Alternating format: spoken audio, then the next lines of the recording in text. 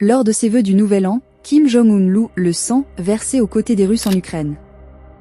La Corée du Nord n'a confirmé qu'en avril qu'elle avait déployé des troupes pour soutenir la campagne militaire de la Russie contre l'Ukraine.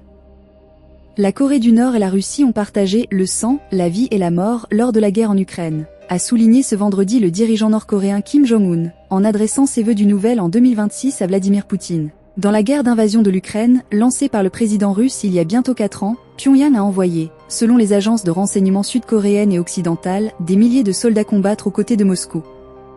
Dans son message, publié vendredi par l'agence d'État KOS-ENA, Kim Jong-un a déclaré que 2025 avait été une année vraiment significative dans l'alliance entre Pyongyang et Moscou, consolidée par le fait d'avoir partagé le sang, la vie et la mort dans la même tranchée. La Corée du Nord n'a confirmé qu'en avril qu'elle avait déployé des troupes pour soutenir la campagne militaire de la Russie contre l'Ukraine et que des soldats nord-coréens avaient été tués au combat. Plus tôt en décembre, Pyongyang a reconnu avoir envoyé des troupes pour déminer dans la région russe de Koursk, près de la frontière ukrainienne, en août 2025.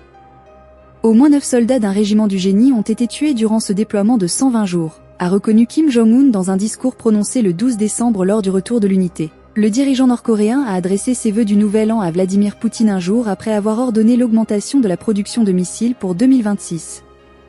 Pyongyang a considérablement augmenté ses essais de missiles ces dernières années visant, selon les analystes, à améliorer ses capacités de frappe de précision, à défier les États-Unis ainsi que la Corée du Sud, et à tester des armes pour les exporter vers l'allié russe.